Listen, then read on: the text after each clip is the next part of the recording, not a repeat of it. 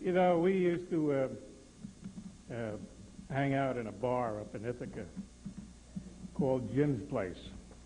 Jim's Place was on Stewart Avenue, and it was at the foot of a very steep hill. I don't remember the name of the street, because at my age, you forget a few things. You get a little CRS, can't remember stuff.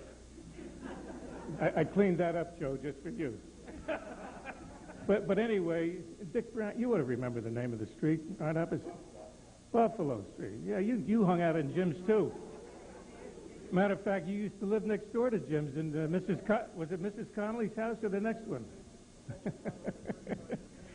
But anyway, we used to hang out in Jim's, and then Friday and Saturday nights we'd close up the place.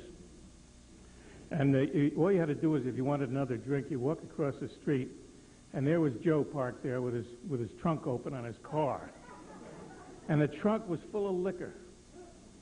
And if you wanted a bottle of this or a bottle of that, you saw Joe, and he'd sell it to you. Now, he didn't always get paid. He had to wait for the GI checks to come in the first of the month before he got his money.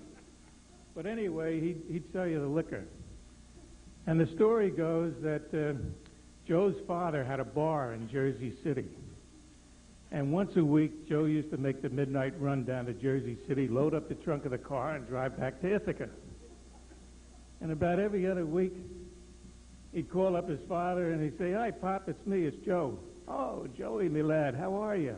He said, "I'm fine." He said, How's Mom and how's the saloon?" "Oh, your mother's fine."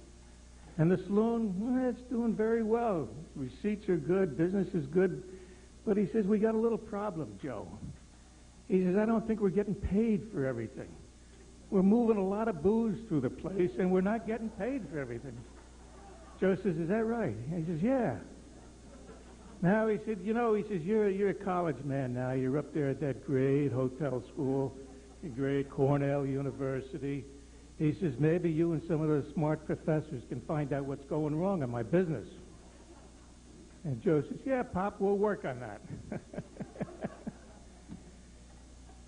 Talking about HEC, Hotel Ezra Cornell, for the non-Cornellians, the hotel school the students run a hotel for a weekend, and they do the whole job. They elect the board of directors, and they put on a weekend and invite all the outstanding hotelmen and restaurateurs and distinguished people. And in my senior year, I was fortunate to be banquet manager, and Joe, what else, but he was the beverage manager. Anything that had to do with liquid refreshment, Joe was there. Matter of fact, he's the first guy that I heard say, "Drinking is only something to do while you're getting drunk." But anyway, that was the first year at Statler Hall, and we spent most of our senior year, the spring term, opening cartons and crates and boxes and getting Statler Hall ready for HEC. And sometimes we would work until 10, 11, 12 o'clock at night, and then the fellows would like to have a little shooter or two, and that's where Joe came in. He was the beverage manager. He had contacts with everybody, and he would provide the liquid refreshment for the party. And he did such a great job that the next year they made him managing director. And unfortunately, I think he had to leave before HEC, but before he left, he found a very unassuming, nice little co-ed, Betsy Isley, and he talked her into getting married so that they could have the first party in Statler Hall, and they had their wedding reception there. So, anyway, I have so many memories of Joe and the hotel show in New York, and us fellows over in New Jersey. We used to look forward to coming over here the first week in November, and Jerry Haskins and Marvin Solomon and a few of us. And one good thing about being in the hotel school, you always had a buddy of yours that had a hotel in New York. And we'd call up and we'd get a suite of rooms at the Lexington with Jay Spear or Johnny Modis over here at the St. Moritz or somewhere. And we'd start out at the Cornell Smoker and then hit all the hospitality suites for a couple of days. And by the time we were all tired out, we went home. But anyway, talking about hotels, I remember one hotel, first time I ever heard a name like this, but it was the Swami Hovey Hotel in Lake Apacon, New Jersey. And nobody ever, Swami Hovey. You know, they thought, well, maybe Joe's a Swami and Hovey means home, and this is Joe's. You know, nobody knew. So we went up there, a group of us went up there one summer night, and Joe spent his summers up there at the Swami Hovey, and my brother Don was with us, and I think he drove the car. But anyway, we went up and we looked for the Swami Hovey. We couldn't find the Swami Hovey. We asked everyone. Nobody knew anything about it. Finally, we found one guy, and he says, Swami Hovey. He says, yeah. He says, I know where it is. He says, it's a hotel. They got rooms, but no furniture. They got a lobby, no furniture, no people. He says, nothing. So anyway, we found it, and I remember CRS and everything. I remember you had to go down a steep hill down to the lakefront, and there was a Swami Hovey. And we walked in, and there was nobody in the lobby. There was no furniture. The guy was right, you know. There was a sign on the back wall. It says bar downstairs. So we went down, and there was Joe behind the stick. And we had a couple of shooters with Joe, and it got to be closing time. And so we all retired to the sauna. I mean, this is a Swedish place, and this was a real sauna. This is not like the bath downstairs. This was the real thing. You had to go out to the lake to get a bucket of water to throw on the hot stones to get some steam up. But we found out that this is where Joe lived. He'd close up the bar at night, spend the night in the sauna, and go back to work the next day. But anyway, Joe, it's a real pleasure for me. We've been friends for a long time, and it's a real pleasure for me to come up and to be here with you on this occasion, you and Betsy and your family. I don't. If I were going up to Cornell tomorrow, I'd want Joe Langley with me. I mean, he's that kind of a guy, and I don't think there's anyone that's a better Cornellian, a better Hotelie, or alumnus, or whatever, than Joe Langley. And it's really an honor for me to be here, Joe, to come up from Florida and to be with you. And in closing, I'd just like to say that whatever you think of Joe Langley, you're probably right.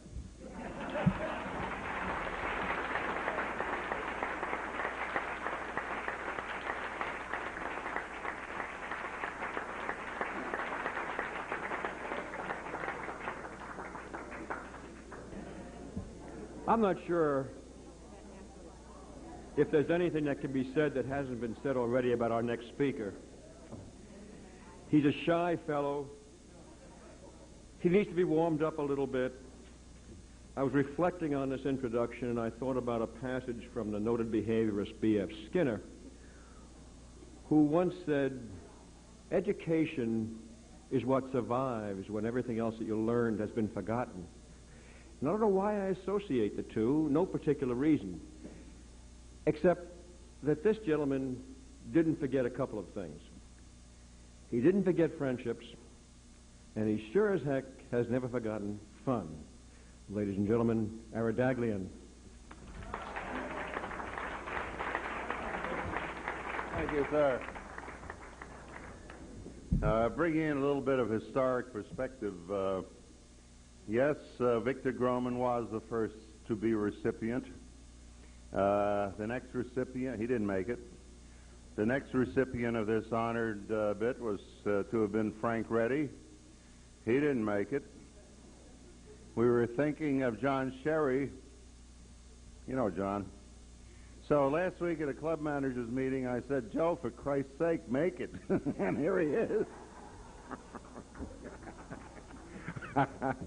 I had the pleasure of going to the hotel school after the Blessed Navy had, which is mine, not the empty one. The Blessed Navy had redeemed me from life insurance sales after my first war in my first university. And then I went to the hotel school and had the pleasure and privilege after graduation of working for Hilton Hotels. And at that time, Hilton Hotels had 4 or 5 properties in the city. You could go to any of the properties, pay no cover charge, and half the bill cost. And this included the plaza, which had the Persian Room, the Rendezvous, the Café Rouge at the Statler, which is now the whatever it is. We had the Waldorf, a number of wonderful properties. And I would regularly go to the meetings of the Cornell Society of Hotelmen, and two elder statesmen took me under their wing. One was your daddy, that man over there, and the other was Ray Cantwell, God bless him. And they'd get home at 4 in the morning, and Mummy would say, and Mary Jo would say, "Where were you?" Well, there's this kid that just graduated from school. See, I'd been a lieutenant in the Navy the next time. There's this kid that just graduated, and we wanted to look over him. Oh, okay, that's all right then. That went on for about 2 years, and finally they met me. That's when the North Jersey chapter was formed. So they would never come into the city anymore. and Joe slips in from time to time, And where is Mary Jo? I thought she was coming up. No, couldn't make it. It's unfortunate. Mary Jo Cantwell. And we had wonderful times together. There's a great deal of love that's been shared over the years. And I salute you, and I could tell 18 more stories, but I'm not. Thank you kindly. More? No.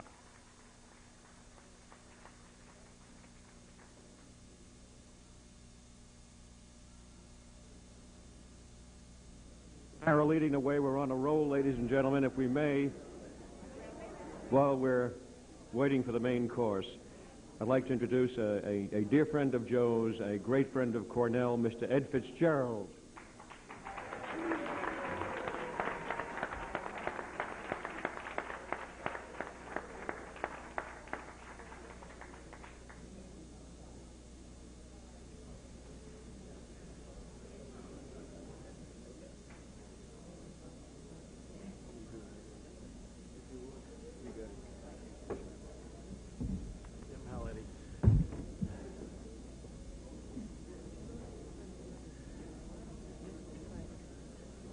Ladies and gentlemen, Mr. Langley, Honoree Langley, and Betsy, bride of the honoree,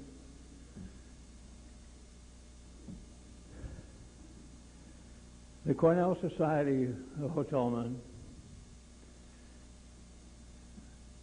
was nurtured and helped to grow by Dean Meek, Dean Beck, Dean Clark, and Dean Dibman. When General MacArthur was retiring, he spoke to the students at West Point, giving them credit, the Corps of Cadets, as being the backbone of the United States Army.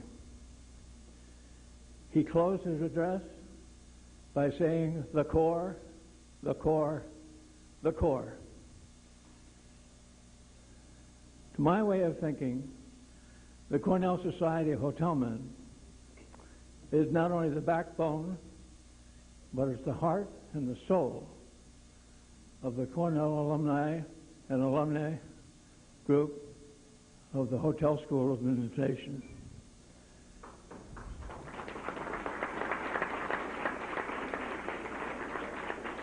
And I paraphrase the general by saying, the society, the society, the society. The New York chapter, as has been mentioned earlier, has named 9 outstanding individuals to be their hoteliers of the year. People who come from the classes of the 30s and the 40s and the 50s. They have one thing in common, one wonderful thing. They all have a complete sense of integrated personality. Whether they are cooking the beans, counting the beans, or serving the beans, there's one basic characteristic guides the Cornell Society members to a superior point. The New York chapter is naming a man of complete integrity and fidelity. He is a hard-nosed manager with a soft heart and a fair mind. He is a no-nonsense manager with a wonderful sense of humor. It's said that after World War II, Emperor Hirohito thought that Japan should have an airline to help transfer the economy from a war economy to a peacetime economy. And he told his assistants to come up with an appropriate name. And he rejected the Hirohito Express as being too egotistical, the Rising Sun airline as being too aggressive, and he finally settled on one, and for the first time in my life, I agreed with our longtime enemy, the Japan airline. The reason he liked it is he liked the logo, which was J-A-L, Joseph A. Langley.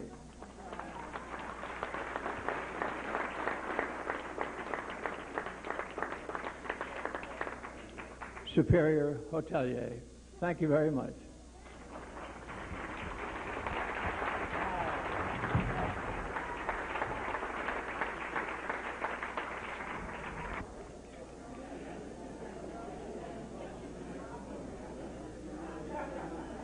I wanted to mention at this time that